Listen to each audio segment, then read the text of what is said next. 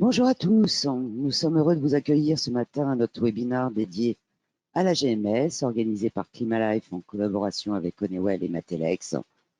Je suis Delphine Martin, Global Marketing Manager chez Climalife, et je vais aujourd'hui animer ce webinaire dédié au secteur du commerce de détail.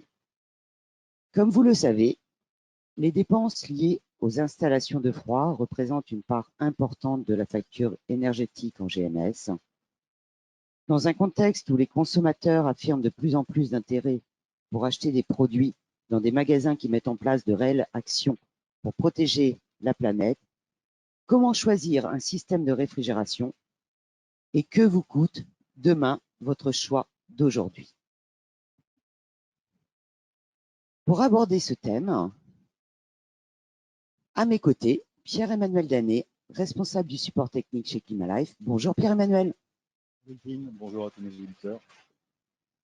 Jean de Bernardi, responsable du support technique chez Honeywell. Bonjour Jean. Bonjour à toutes et à tous. Élodie Delonca, directeur d'activité chez Matelex. Bonjour Élodie. Bonjour Delphine, bonjour à tous. Alors le but est de vous présenter un outil d'aide à la décision et des solutions connectées pour investir demain dans des installations fiables et sécuriser la production de froid tout en réduisant l'empreinte carbone. En préambule, avant de voir avec Pierre-Emmanuel quels sont les objectifs environnementaux, sociétaux, réglementaires à prendre en compte pour faire le bon choix, pouvez-vous répondre à la question suivante? Connaissez-vous la signification du TEWI? Je vous laisse quelques instants pour y répondre et nous allons passer la parole à Pierre-Emmanuel. Comme expliqué par Delphine, nous allons regarder ensemble l'importance des choix à travers les incidences imperceptibles au sujet de la production frigorifique des magasins. Aujourd'hui, on a la GMS qui mène des actions pour satisfaire le consommateur à travers une prise de conscience des enjeux sociétaux qui est elle-même impulsée par les consommateurs, qui existent à travers les impacts environnementaux, sociaux et économiques qui seront eux-mêmes liés aux choix stratégiques des entreprises de la distribution. Et c'est à travers ces contraintes ou ces exigences des consommateurs que des démarches sont engagées par le secteur de la distribution pour pouvoir les satisfaire. Donc la première démarche qui est en général engagée, c'est d'actionner des leviers qui posent des engagements afin de satisfaire les consommateurs. Ces engagements peuvent porter sur les déchets, la qualité des produits, le choix de travailler avec des fournisseurs locaux, c'est ce qu'on retrouve sous le nom de circuit court par exemple, de promouvoir les produits bio, ou éventuellement aussi de favoriser l'économie circulaire et de protéger l'environnement. Ça, c'est aussi un facteur important. Mais au-delà de ces démarches, on peut aussi considérer que le consommateur souhaite avoir des engagements sur l'aspect environnemental, et c'est pourquoi on va aujourd'hui regarder ensemble ce qu'on peut apporter sur ce point-là. Et on va pour cela regarder un petit peu le contexte dans lequel on se retrouve. Donc on a un contexte réglementaire avec le règlement 517/2014, plus connu sous le nom de la F-Gaz. Donc la F-Gaz, c'est quoi? C'est tout simplement de mettre en place des mesures afin de réduire les émissions de gaz à effet de serre. Les gaz à effet de serre, ce sont les gaz qui ont une action sur le réchauffement climatique. Et cette réglementation vise à limiter, voire même interdire l'utilisation de certains fluides frigorigènes en fonction de leurs caractéristiques. Une de ces caractéristiques qui concerne le fluide, c'est le GWP. Alors le GWP, c'est quoi? C'est le pouvoir de réchauffement planétaire causé par le fluide en cas de fuite dans l'atmosphère. Il est calculé et comparé par rapport au principal gaz à effet de serre qui est le CO2. Donc ça, c'est la première mesure. Et on voit qu'en fonction des GWP des fluides frigorigènes, on va avoir des interdictions d'application avec des échéances qui sont datées. Par exemple, on voit qu'en réfrigération centralisée multiposte commerciale supérieure à 40 kW, on a une interdiction à partir du 1er janvier 2022 d'utilisation de fluides avec des effets de serre directs supérieurs à 150. Une autre mesure du règlement, c'est de mettre en place donc, toutes les actions obligatoires afin de réduire les fuites dans les installations frigorifiques. Ça, c'est aussi important, puisque bien évidemment, avant qu'on ait cette réglementation, on n'avait pas forcément conscience de l'impact environnemental que pouvaient représenter les fluides frigorigènes lorsqu'ils s'échappaient des installations. Alors ensuite, on va passer sur l'aspect objectif européen. Il faut savoir que nous avons au niveau de l'Europe une volonté forte de réduire la consommation énergétique et avoir des systèmes efficaces fait partie des leviers pour pouvoir atteindre ces objectifs. Les engagements de l'Europe fixent des grands objectifs avec un accord sur le cadre d'énergie-climat à horizon 2030. L'accord sur le climat fin 2015 à Paris fixait l'objectif de réduction des gaz à effet de serre, des émissions de gaz à effet de serre, pardon, d'au moins 40% par rapport à 2030, en 2030 pardon, par rapport à 1990. Et la Commission européenne a proposé en septembre 2020 de porter l'objectif de réduction des émissions de gaz à effet de serre, en incluant les émissions et les absorptions, à au moins 55% par rapport à 1990. Donc ce sont des objectifs très ambitieux. Et bien entendu, pour atteindre ces objectifs-là, il faut trouver des solutions techniques qui permettent d'y répondre. Alors les trois objectifs clés pour 2030, c'est la réduction des émissions de gaz à effet de serre d'au moins 40%, ça c'est le premier point. Le deuxième point qui est aussi repris par l'Europe, c'est de donner une part aux énergies renouvelables assez conséquente, avec au moins 32% de la production énergétique européenne. Et puis le troisième point, qui est celui qui nous concerne principalement aujourd'hui, c'est l'amélioration de l'efficacité énergétique d'au moins 32,5%. Donc on voit très bien que l'aspect énergétique est une priorité stratégique et on a un rôle en ce qui nous concerne de vous aider à trouver des solutions pour qu'on puisse au niveau européen atteindre ces objectifs le plus rapidement possible. Alors, dans ce qui va suivre, ce qui vous sera présenté par Jean de Bernardi, on va avoir certains termes qui vont être utilisés avant d'aller dans ce sujet. On a souhaité vous donner quelques définitions sur les termes qui peuvent être employés. Donc, on va retrouver le GWP. Le GWP, c'est la valeur équivalente pour 1 kg de fluide qui s'échapperait d'une installation frigorifique. C'est en kilogrammes équivalent de CO2. On a le TWI. Alors, le TWI, c'est très important puisque c'est la quantité de CO2 qui va être émise par le fonctionnement de l'installation durant toute sa durée de vie. C'est-à-dire que ça prend en considération à la fois l'énergie électrique qui est consommée par la machine pour produire le froid et les éventuelles fuites de fluide frigorigène pendant toute la durée de vie de l'installation. Le troisième facteur qu'on peut aussi envisager, c'est le LCCP, c'est le cycle de vie du produit de sa fabrication jusqu'à son élimination. Et bien entendu, ce cycle de vie est aussi émetteur de quantité de CO2, donc le fameux gaz à effet de serre, et aura un impact plus ou moins important sur le réchauffement planétaire. Donc les critères significatifs pour le choix éco-efficace, on va avoir dans éco-efficace, on a efficacité, donc l'efficacité c'est bien entendu le bénéfice pour l'environnement. Donc, sur le bénéfice environnemental, quels critères doit-on appliquer? Le GWP, le TWI, le FCCP. On va voir ensemble par la suite ce qu'il en est. Et puis sur l'aspect économique, bon, tout le monde sait ce que ça représente. Bien entendu, si on a des solutions économiques, on a des exploitations qui coûtent moins cher.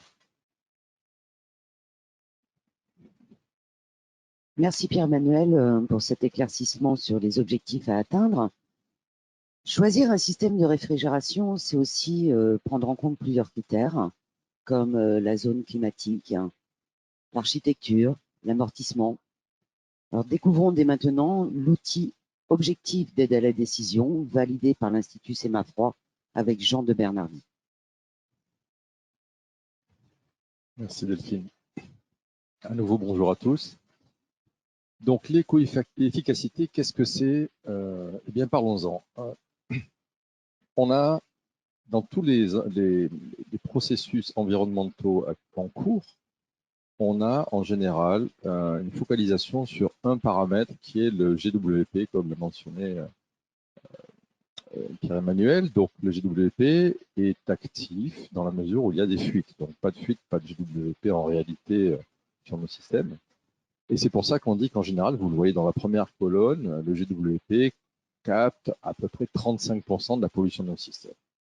Donc nous, on estime que quand on fait une approche holistique ou globale, ces 35% ne sont absolument pas suffisants pour justifier le choix d'une solution pour faire du froid. Et le GWP, si on considère la partie financière, ne donne aucune information. Donc c'est quand même quelque chose, un critère assez pauvre si on veut simuler. Le TWI est, lui, extrêmement intéressant en termes de pollution du système, c'est-à-dire qu'il prend en compte non seulement le GWP en cas de fuite, mais aussi la consommation énergétique de l'installation. Et vous voyez qu'elle est de loin, de très loin, le plus gros contributeur à l'impact sur l'environnement d'un système de froid. À ce niveau-là, on n'a toujours aucune information sur l'aspect financier, c'est-à-dire que vous ne savez absolument pas comment ça peut impacter votre ligne finale d'exploitation si vous allez vers du TIWI positif, bien qu'on puisse avoir des sentiments. Bon, des certitudes, pas encore. Le LCCP, comme on l'a dit, c'est le cycle de vie total. Donc, vous voyez, on ne gagne que 5% pour une complexité absolument atroce dans la mesure où il faut tout prendre en compte de la pollution de la camionnette qui va livrer le système, les déplacements. Mais on voit bien que ces 5% ne méritent pas cet effort, puisque si on se concentre sur le TIWI, on a vraiment capturé de manière efficace l'impact du système sur l'environnement. Donc, l'éco-efficacité, c'est donc se concentrer sur le TIWI, donc fuite plus consommation énergétique, et savoir combien ça vous coûte pour faire ça. Donc l'aspect financier et le coût total de possession, c'est-à-dire combien va vous coûter le fait de faire tourner votre système sur toute sa durée de vie, l'intégralité de tous les centimes que vous allez dépenser seront pris en compte. Donc, qu'est-ce qu'on en sort Eh bien, on a deux dimensions. Donc, on a l'impact environnemental sur les graphes que vous voyez là et l'impact financier. Et donc, à partir du moment où on arrive à modéliser assez finement un système, une architecture dans un supermarché, on arrive à poser un point sur ce type de représentation bidimensionnelle. Et on peut donc les comparer. Alors, celui-là est assez complexe. Je ne vais pas trop m'étendre, mais pour montrer qu'il y a quand même pas mal de choses derrière. On a l'impact du climat, l'impact des heures de vente, des charges réduites au moment de la fermeture, toutes les consommations électriques sont prises en compte, etc. etc. Bon, il y a beaucoup de choses. Les conditions d'utilisation sont des conditions d'abord avant tout réglables, c'est-à-dire que dans l'outil que je vais vous présenter après, tout est modifiable. Donc là, je donne des exemples. On peut prendre une durée de 15 ans, des taux de fuite en fonction des architectures, des températures, basse température, moyenne température. Enfin, on peut vraiment faire ce qu'on veut. Et la partie économique extrêmement importante, c'est la CAPEX, l'investissement. Donc là, on a des nomenclatures valorisées pour chaque type d'architecture. Et bien sûr, le coût opérationnel, incluant l'électricité, l'entretien, la recharge, etc. Donc, important de dire, Delphine l'a souligné, c'est que Sémafroid, donc pour ceux qui ne le connaîtraient pas, je suis très surpris, mais Sémafroid, c'est le plus gros organisme certificateur de notre métier, bien probablement en Europe. Ils ont même des antennes aujourd'hui en Amérique du Nord. Donc, c'est un expert tierce partie indépendante, totalement indépendante. Donc, Sémafroid a validé cette approche d'éco-efficacité sur tous ces aspects investissement et opérationnels. Donc, d'un point de vue par l'entité technique du Sémafroid et par l'entité économique du Sémafroid. Donc, les deux aspects ont été validés, c'est normal. Et je pense que c'est intéressant de le savoir. Donc, l'outil qu'on vous propose aujourd'hui, c'est le seul outil qui existe de sélection des systèmes de froid validés par une tierce partie. Alors, l'outil, donc ça, c'est un calculateur que nous avons développé, qui aujourd'hui est disponible. Donc, on a des super utilisateurs chez Climalife, par exemple, qui sont capables d'utiliser ce logiciel et de vous proposer des avant-projets. Sémafroid aussi le possède et est un utilisateur si vous voulez faire des simulations également. Donc, on a un choix d'architecture assez complet. Toutes les architectures qu'on peut avoir aujourd'hui sur le marché y sont. On peut choisir les fluides, on peut choisir les surfaces. Donc, c'est très, très fin dans ce qu'on peut faire. Et vous voyez sur la droite, donc, c'est l'approche température. Donc, on a des choix par défaut, mais bon, on peut vraiment régler, faire du sur-mesure pour coller la simulation à votre surface de vente avec toutes ses spécificités. Il n'y a absolument aucun problème là-dessus. Et voilà le type de résultat qu'on peut avoir. Donc, vous voyez sur la droite, on a sélectionné un certain nombre ici, il y en a 8, 8 architectures potentielles pour un grand magasin. Bon, c'est juste un exemple, je vais vous montrer des choses beaucoup plus concrètes après. Et là, vous comprenez que donc dans cette représentation en deux dimensions, on voit que pour un impact environnemental, un bénéfice environnemental de l'ordre autour, toutes les familles sont autour de 25% de gain par rapport à une solution de base qui ici était 404A centralisé, typique de nos supermarchés il y a encore quelques années, il y en a encore beaucoup. ben, on voit que pour le même impact environnemental, on va avoir un écart financier absolument gigantesque, puisqu'on parle de 20 à 25% d'écart pour le même service. Donc, tout ça, c'est de l'argent qui va soit dans votre poche, soit ailleurs, suivant votre choix.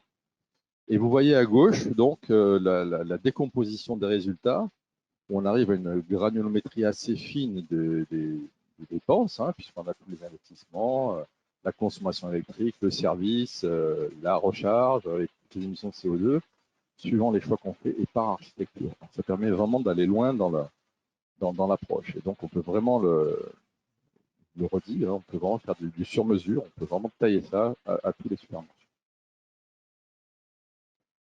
Donc, dans les exemples que je vais vous montrer après, on a focalisé notre attention parce que c'est pareil, ça ne sert pas à grand-chose de mettre des dizaines d'architectures, il faut vraiment être plutôt pertinent.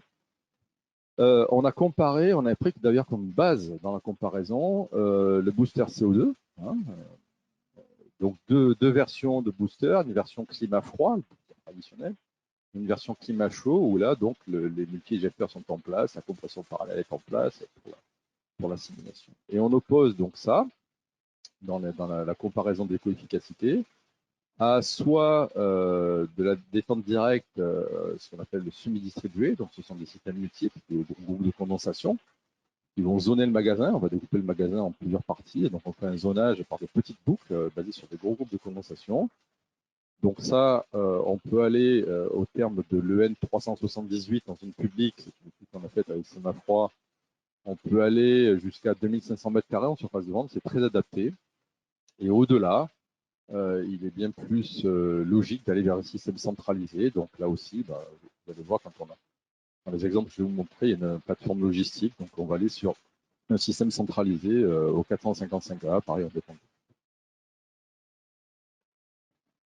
Donc, en général, quand on développe des démonstrations basées sur des simulations, donc tout est théorique, même si c'est des outils validés théoriques. Là, on a essayé de faire l'inverse, c'est-à-dire qu'on a des études de cas, des cas réels, où on est allé donc modéliser le cas réel, faire le sur-mesure dont je parlais, a posteriori, et donc on va pouvoir comprendre le bénéfice des gens qui ont fait ces choix-là en termes d'environnement et en termes financiers. Donc le premier cas, c'est un petit supermarché, 280 mètres carrés.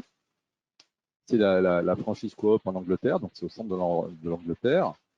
Et là, vous voyez, donc on a un système à détente directe qui fait basse température, moyenne température, avec une charge de R455A de 35 kg. Et le choix qui avait été fait pour aller vers les A2L par ce franchisé, c'est numéro 1, l'efficacité énergétique, il voulait absolument.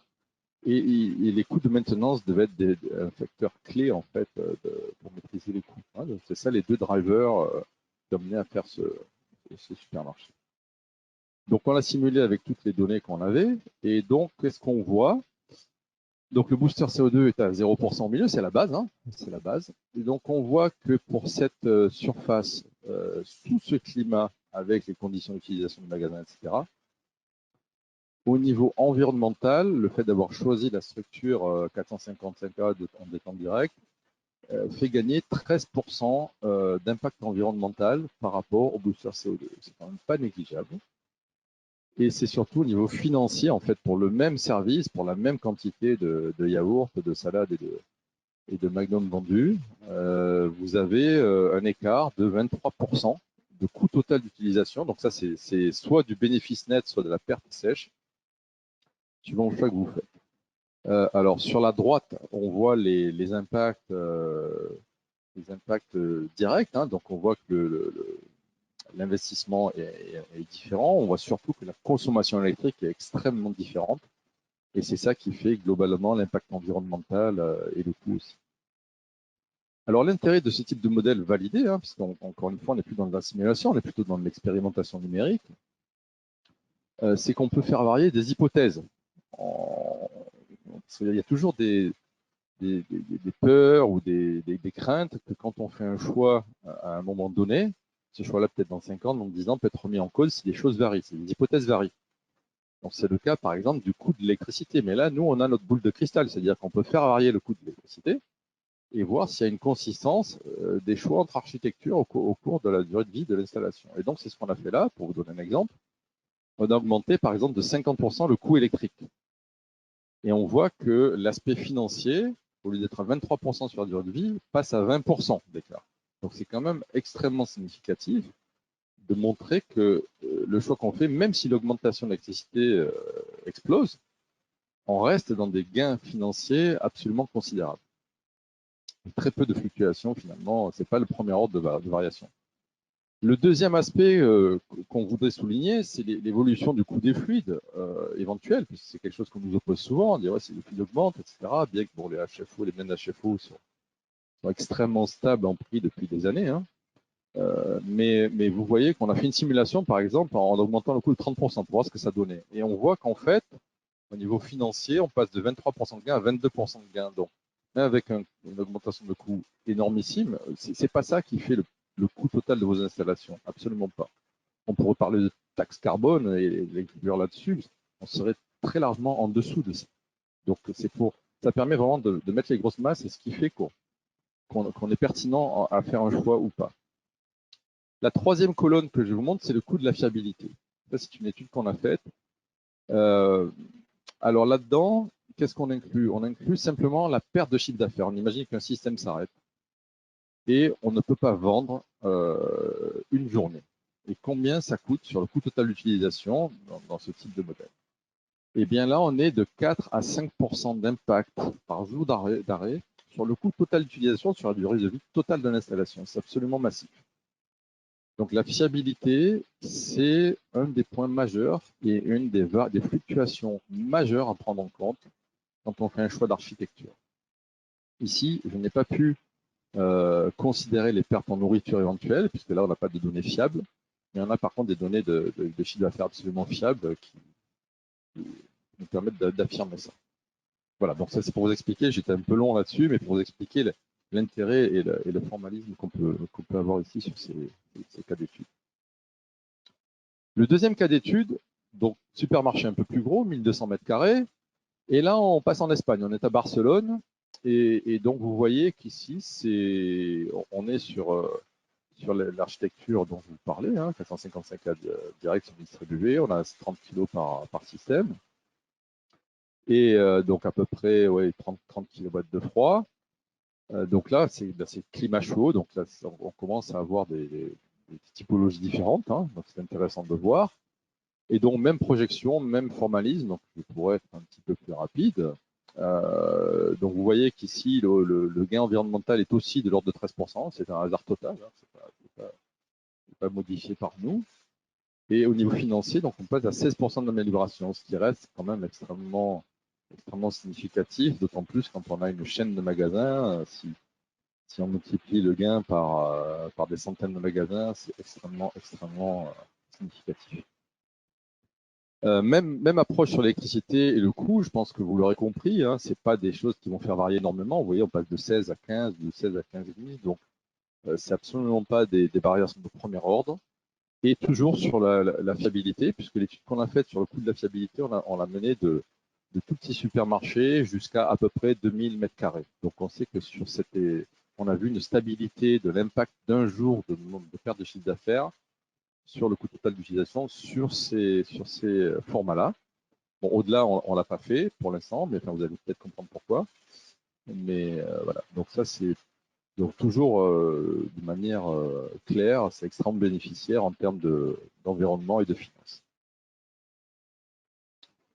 Le dernier cas d'étude que je propose ici, c'est donc une plateforme logistique. Là, on est sur du 4000 m².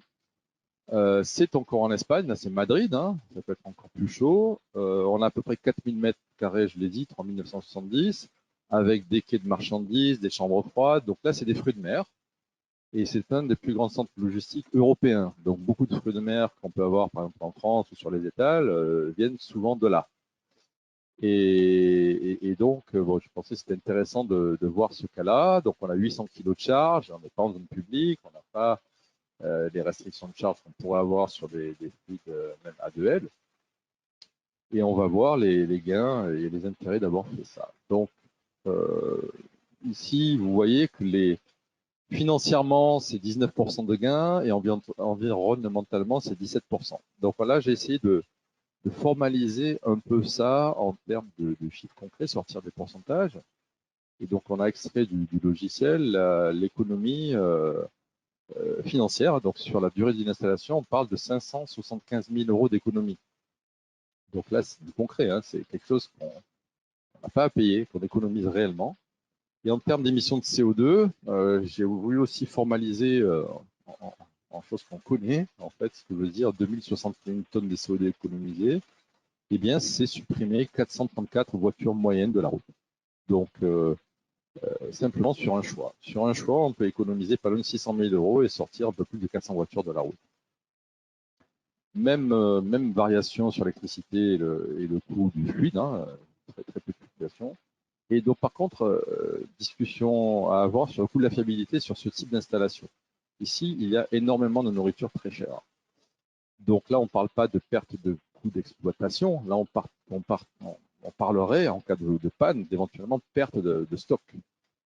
Et là, le coût de la fiabilité, bon, moi, je n'ai pas les chiffres, mais c'est forcément à 2 chiffres et ça peut aller très, très vite en termes d'impact sur le coût total de possession du système. D'autant plus que dans ces climats chauds, les températures peuvent arriver assez facilement à 40-45 degrés. Donc, je pense que ce type de choix qui a été fait par cette plateforme logistique a clairement un avantage financier, environnemental et de fiabilité, puisque les HFO, pour ceux qui ne le savent pas, ont une température critique très très élevée. Hein, le 455A, on est autour de 85 degrés, c'est-à-dire que quand même avec une ambiance en Moyen-Orient à 55 degrés, les HFO sont toujours dans une zone de confort, c'est-à-dire qu'ils ne sont même pas titillés sur leur capacité et leur efficacité à haute ambiance. Donc c'est vraiment, disons, un choix de fiabilité très très belle. Merci. Merci Jean pour cette présentation détaillée du calculateur d'éco-efficacité. On va vous poser de nouveau une petite question par notre système de sondage. Donc, qu'est-ce qui motive le remplacement de vos installations frigorifiques? On vous laisse quelques secondes pour y répondre.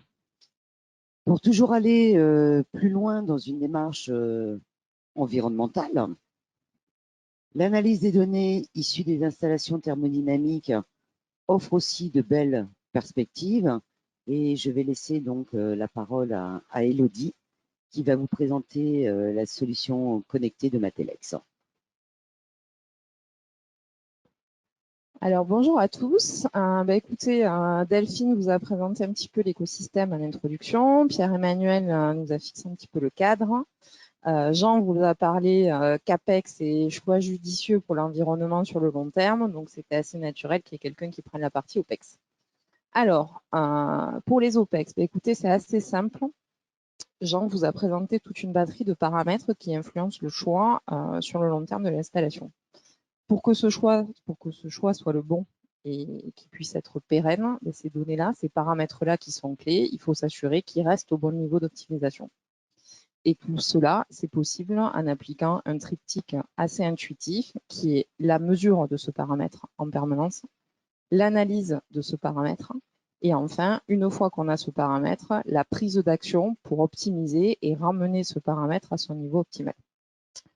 Pour cela, vous allez me dire comment on fait. Écoutez, on vit en 2021, on est tous en transition numérique dans notre quotidien. La chaîne du froid ne fait pas exception. Et donc, c'est grâce aux outils du numérique, que ce soit en termes de restitution de l'information, en termes de capture ou en termes de traitement, que l'on peut arriver à maintenir ce triptyque. Alors, vous allez me dire dans quel contexte est-ce qu'on évolue et pourquoi ces données, elles sont importantes.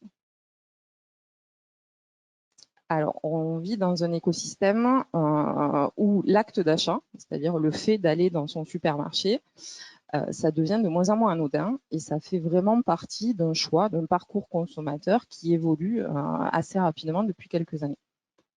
Donc pour ce faire, on voit que le choix du consommateur, qui historiquement était plutôt porté par des choix de proximité, par des choix de prix, commence à être très significativement influencé par l'écosystème. Donc le consommateur, avant de décider d'aller dans un supermarché, qu'est-ce qu'il fait? Il regarde si ce supermarché est vertueux. Donc, on a une influence grandissante des comportements responsables, des comportements raisonnés, des comportements transparents de nos grandes distributions et qui prennent les contraintes environnementales, de sécurité alimentaire, de maîtrise du gaspillage et de réduction au maximum du gaspillage très à cœur. Tout cela, ça se passe comment? De le dire, c'est bien, de le démontrer, c'est mieux.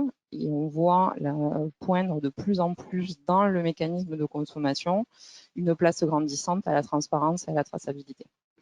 C'est une chose de s'affirmer environmental friendly, ça en est une autre de le démontrer et surtout le démontrer sur le long terme. D'où l'importance d'avoir des outils que l'on partage de façon ergonomique et de façon pertinente pour que l'ensemble des parties prenantes soient bien alignées là-dessus.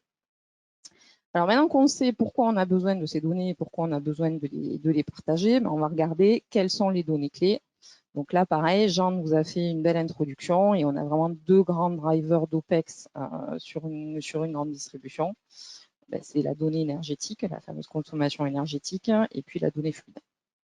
Donc pour vous donner les ordres de grandeur, qu'on soit tous en phase sur qu'est-ce que ça représente comme enjeu sur la facture, en termes de facture électrique, 60% de la consommation de magasin, c'est la production de froid.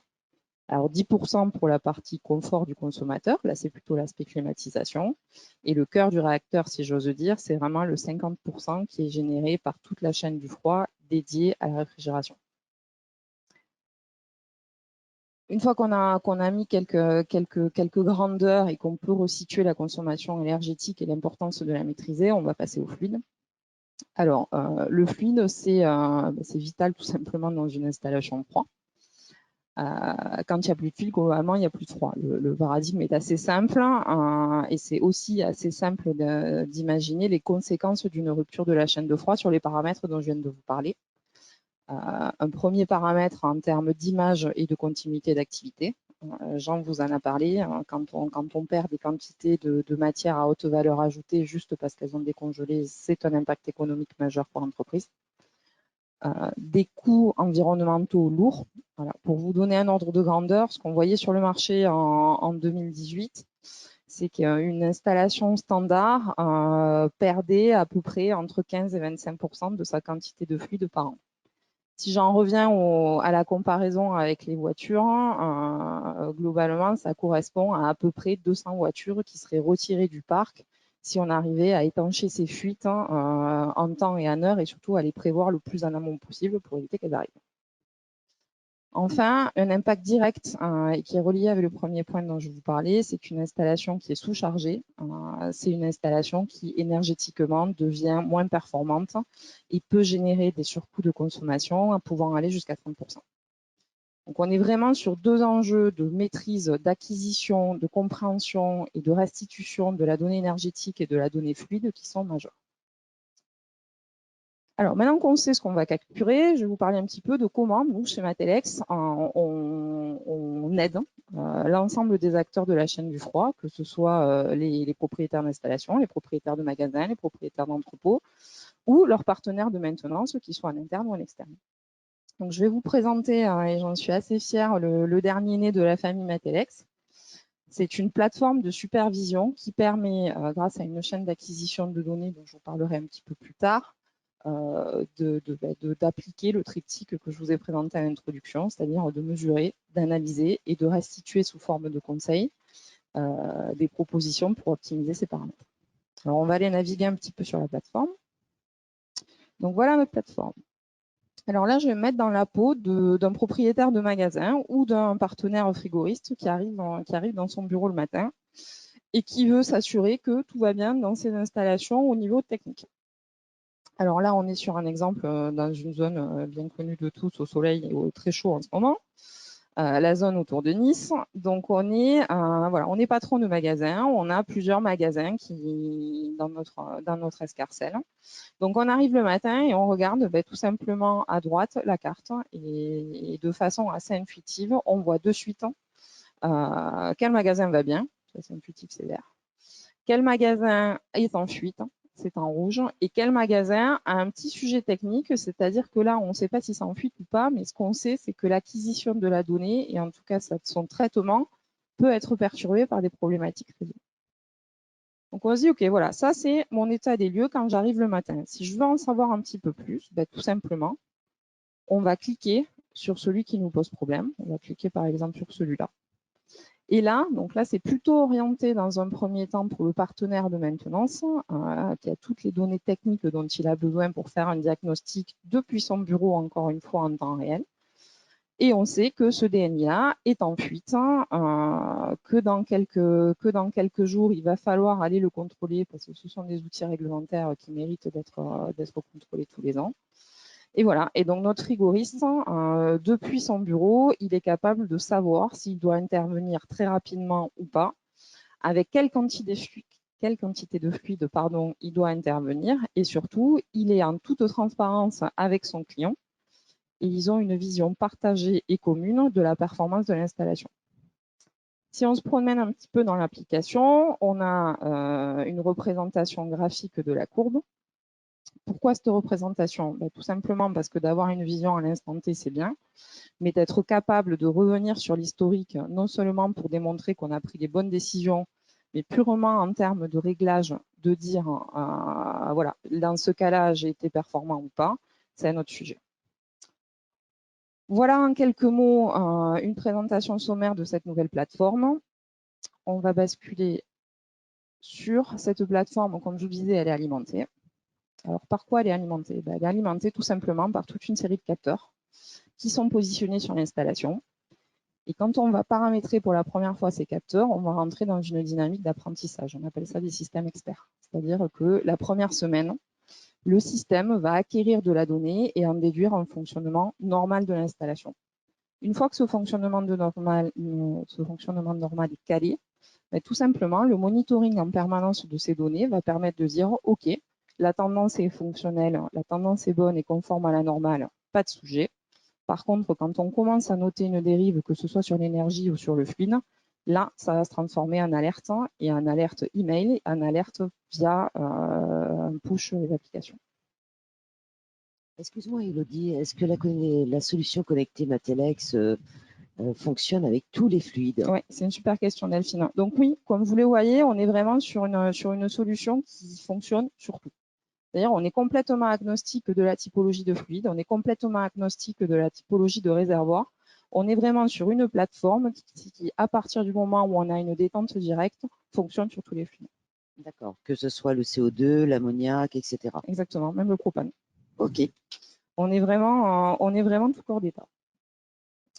Donc, si j'en reviens à notre triptyque, donc on a parlé de la mesure, maintenant on va parler de l'optimisation. En fait, Matelex, c'est une équipe d'experts, du froid, qui sont capables de pré-traiter l'information et d'en déduire des consignes et des conseils pour orienter et rendre encore plus réactif et encore plus efficace l'ensemble des acteurs pour qu'ils puissent intervenir et ramener l'installation à son niveau nominal dans les plus brefs délais. Pour parler un peu performance, donc Matelex à l'heure actuelle, c'est à peu près 4000 équipements et 4000 installations équipées en France de cette supervision. On commence à avoir un petit peu de recul sur les performances et ce qu'on voit, c'est que d'une année sur l'autre, par rapport à un fonctionnement sans ce type de système, on est sur une économie en fluide de l'ordre de 80%. Qu'est-ce que ça veut dire? Ça veut dire qu'en étant proactif, en ayant l'information au bon moment et en sachant quoi faire le plus rapidement possible, on arrive à limiter très grandement, très significativement les relargages de fluide dans l'atmosphère. Avant de terminer, un petit mot, les solutions c'est bien, le numérique on le vit tous au quotidien, par contre on se l'approprie tous à des vitesses et de façons différentes. Ça, Matelex l'a compris et c'est en travaillant avec nos partenaires au quotidien qu'on a élargi notre gamme au-delà de la solution et qu'on a développé une offre d'accompagnement. Cette offre, qu'est-ce que c'est? C'est à la fois de la prise en main des installations, des systèmes et de la plateforme, mais ça peut être aussi un accompagnement main dans la main à distance grâce au numérique des différents intervenants qui seront amenés à travailler avec nos solutions. Donc, on a sorti il y a quelques semaines, on est parti du principe le numérique, ça commence par nous. Donc, je suis assez heureuse de vous présenter notre offre, notre proposition d'assistance en réalité augmentée, Donc là, c'est vraiment la main dans la main entre notre ingénieur qui est assis dans son bureau à Paris ou à Lyon, et puis notre partenaire qui, lui, est sur le terrain, lui, est physiquement en salle des machines et a besoin d'un accompagnement pas à pas très précis pour finaliser le paramètre et savoir quoi faire. Pour terminer ce beau webinaire, en conclusion, je vais faire bref. Donc, ces systèmes, la force, c'est vraiment qu'on est dans un triptyque simplicité, rapidité, économie. Grâce au numérique, grâce à cette plateforme qui permet en temps réel, en permanence, d'avoir la bonne information au bon moment, au bon endroit, et on en arrive tout simplement à une amélioration significative de la performance de l'install, qu'elle soit économique ou environnementale. Voilà, merci à tous. Merci Elodie. Donc apparemment, les exposés étaient bien clairs, hein, mais nous avons eu quand même quelques questions. Donc, je vais vous en faire part. Donc, la première question, c'est qu'est-ce qu'on peut faire varier dans le modèle d'éco-efficacité et quels sont les paramètres? Donc, je pense que ça te concerne, Jean. Je te laisse y répondre. Alors, la réponse, c'est tout. C'est-à-dire qu'on peut tout faire varier. Quand on commence un calcul en fonction de la surface de vente, on a des choix par défaut pour pas rentrer 300 paramètres, mais effectivement, après, tout est variable, tout est customisable. Donc, essayez, vous verrez quoi. C'est pas... Donc, concrètement, c'est le coût du fluide, on peut le rappeler. Oui, enfin, le coût du fluide, on a les surfaces de vente, les climats, la charge d'utilisation des magasins. Enfin, il y a des multitudes de paramètres. C'est vraiment extrêmement varié et dense. Mais l'intérêt, c'est qu'on peut vraiment adapter. C'est ce que je dis toujours, de la granulométrie en fait devient très très fine. C'est-à-dire qu'on peut aller vraiment dans votre cas particulier. Et bien sûr, toutes ces mesures-là, l'intérêt de les communiquer avec un super utilisateur chez Climalef ou Semafroid, c'est que ça reste vos données privées. Je veux dire, il n'y a pas de communication et vous avez vraiment votre cas à vous. Vous pouvez rentrer beaucoup de maintenance, vous pouvez rentrer beaucoup de fluide. Donc, c'est votre cas qui est traité, quoi. Donc, on ne peut pas nous faire des généralités tout le temps. Il faut rentrer dans le détail et faire du sur-mesure pour que le choix soit vraiment pertinent. Voilà. Merci, Jean. Une autre question qui concerne plutôt la solution Matelex. Entre votre système et ceux du marché, quelle est la différence et quel est l'avantage de partir avec Sentinelle? Alors, l'avantage de partir avec Sentinel, c'est tout simplement Sentinel. Désolé, je ne vais pas être très original. On est le seul acteur du marché qui a vraiment travaillé sur sa plateforme et qui a vraiment pensé l'expérience de contrôle et de maîtrise de son installation en déporté. Donc, nos concurrents ont un système d'acquisition de la mesure et de traitement de l'analyse tout aussi performant. Par contre, ce qu'on voit, c'est qu'ils ont abordé la brique optimisation de façon différente. Elle est abordée plutôt en local et en conseil sur les moments, mais lorsqu'on est sur l'installation en elle-même. Nous, on a vraiment co-construit cette solution avec nos partenaires frigoristes pour qu'ils aient dans les mains, depuis leur bureau, depuis leur tablette, depuis leur smartphone, cette expérience et qu'ils ne soient pas obligés d'aller physiquement sur l'installation pour régler les paramètres. Merci, Elodie. Et enfin, une dernière question. On a parlé beaucoup du R455A pendant ce webinaire. Mais c'est quoi le GWP du R455? Et voilà, quelle est sa pérennité aussi dans un contexte réglementaire comme nous avons aujourd'hui? Est-ce que quelqu'un peut nous éclairer? Pierre-Emmanuel, Jean? Sur la partie GWP, je peux répondre. C'est un GWP qui est très faible puisqu'il est inférieur à 150. Donc, c'est un flux qui est aujourd'hui considéré comme une solution à long terme par le règlement de la F-Gaz puisqu'il faut aller en dessous de ce seuil. Donc, sur cette première partie, voilà ce qu'on peut en dire. Sur la suite. C'est une très bonne question aussi. On en pose souvent. La première chose, c'est savoir qu'est-ce que c'est un GWP haut ou bas. Aujourd'hui, jusqu'à aujourd'hui, il n'y avait pas d'échelle de ce qu'était un GWP haut ou bas. C'est seulement le Kigali, l'amendement de Kigali qui a commencé à mettre une échelle. Et donc ce 150 qui était déjà dans la MAC Directive, donc tout ce qui était automobile, qui apparaissait effectivement dans l'F-Gaz pour les quotas, etc., et les interdictions. Ce 150 a été choisi pour être la limite entre haut et bas GWP. Donc inférieur à 150, on est dans les bas, c'est clair, c'est officiel. En termes de pérennité, pour moi, le GWP, vous l'avez vu, c'est 35% de la pollution de nos systèmes. Donc, numéro 1, baisser les fuites. S'il n'y a pas de fuite, il n'y a pas de pollution à ce niveau-là. Donc, celle-là, on pourrait tendre à la ramener à zéro. Ce qui restera toujours, c'est la consommation énergétique. Donc, pour moi, la seule pérennité, c'est l'efficacité énergétique en réalité. Quelles sont les évolutions technologiques qui vont faire qu'on va pouvoir performer plus, être plus efficace? Eh bien, aujourd'hui, on l'a vu, par exemple, pourquoi on prend le CO2 en face de nous, hein, c'est parce que c'est une technologie qui a dû évoluer énormément pour arriver à un niveau d'efficacité convenable et qui est convenable. Hein. Mais elle a atteint ses limites, c'est-à-dire qu'aujourd'hui, il y a tellement d'optimisation de cycle thermodynamique qu'on ne peut pas aller beaucoup plus haut. C'est vraiment le maximum. Alors que sur l'HFO, on n'a même pas encore commencé. C'est-à-dire que nous, on va attaquer, et ça sera un des prochains modules d'ailleurs de l'éco-efficacité, avec d'ailleurs la récupération de chaleur, j'en ai pas parlé, mais enfin bon, on récupère très très bien la chaleur sur la HFO, c'était démontré très largement. On sait qu'on a encore un potentiel d'évolution d'efficacité énergétique absolument énorme. Donc mettre de l'éjecteur, de la compression parallèle, du refroidissement sur des HFO et des blends HFO, n'a pas encore été fait, ça va être fait bientôt. Et donc là, les écarts que vous avez vus sur l'éco-efficacité vont encore grandir en termes de bénéfices environnementaux et de coûts. Donc pour moi, la pérennité, c'est ça, c'est se positionner sur le WP, c'est une nécessité, mais surtout se positionner technologiquement sur les évolutions possibles. Alors pour rebondir sur ce que tu viens de dire, Jean, on a vu dans ce modèle d'éco-efficacité des comparaisons entre système CO2, système 455A. Tu viens d'aborder la récupération de chaleur. Aujourd'hui, certains magasins donc récupèrent la chaleur avec le CO2 notamment. Sur l'Europe du Nord, c'est un phénomène qu'on voit de plus en plus. 455A, c'est quelque chose qui permet aussi. Ah oui, non, voilà, on a plein de magasins qui le font, il n'y a aucun souci. Je vous l'ai dit, la température critique est très élevée, donc on peut faire avec certains HFO comme nous aidons, on peut faire bouillir de l'eau, donc récupérer de la chaleur, c'est pas un souci. Il faut rester conscient que récupérer de la chaleur, un système qui chauffe beaucoup, comme le CO2, notamment, générer beaucoup de chaleur, c'est perdre beaucoup d'efficacité énergétique aussi. Donc, et pour générer de l'eau chaude, par exemple, en hiver, il faut passer en transe critique pour avoir vraiment de la température. Donc, c'est un peu une contradiction énergétique. Hein. On récupère, oui, mais donc là, il y aura un module sur l'éco-efficacité qu'on est en train de travailler pour intégrer dans cette approche-là l'intégralité de la récupération de chaleur dans toutes les technologies.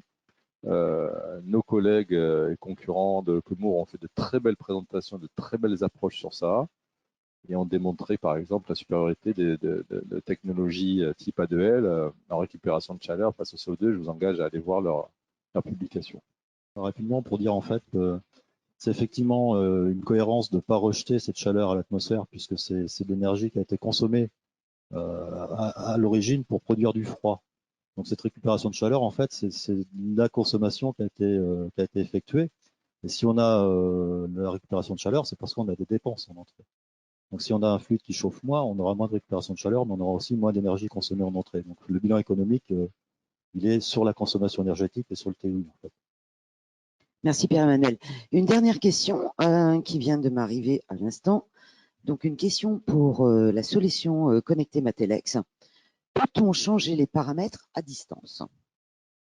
Merci pour la question à celui qui l'a posée. Oui, tout à fait. C'est vraiment la philosophie de la solution, c'est de déporter la fonctionnalité des réglages des différents capteurs qui sont sur l'installation et de pouvoir à distance agir dessus pour avoir les effets les plus rapides et surtout la proactivité la plus grande possible sur la maîtrise de l'installation. Merci Elodie. Alors ça continue. Une autre question justement de nouveau. Est-ce que ce nouveau réfrigérant, le R455A, peut remplacer le 404 comme rétrofit sans recours au changement de composants? La réponse est non. C'est un A2L, donc on perdrait le marquage CE de l'installation, ce qui est absolument pas sympa. Pour faire ça, il faudrait faire une requalification par un expert PED de tous les récipients sous pression, ce qui, pour une installation type supermarché, à mon avis, n'a pas de sens. Ça peut avoir du sens, on l'a déjà fait sur des installations type industriel, où là, finalement, le coût de l'apport consultant, éventuellement du changement de certains récipients peut valoir le coup. Mais non, on ne peut pas le faire en rétrofit. Par contre, je sais que des gens le font, mais il ne faut pas le faire. Voilà. On perd le marquage CE, donc après, c'est un problème de responsabilité civile. Alors, toujours sur ce R455K, une question sur la charge des A2L. Comment calculer cette charge? Alors, c'est relativement simple en fait. Le calcul de la charge se fait, enfin, je pense qu'on parle surtout au niveau aspect réglementaire, quantité autorisée Je n'ai pas plus pour de l'installation, détails, donc puisque ouais, le calcul de la charge se fait par rapport au volume de l'installation, ça c'est évident.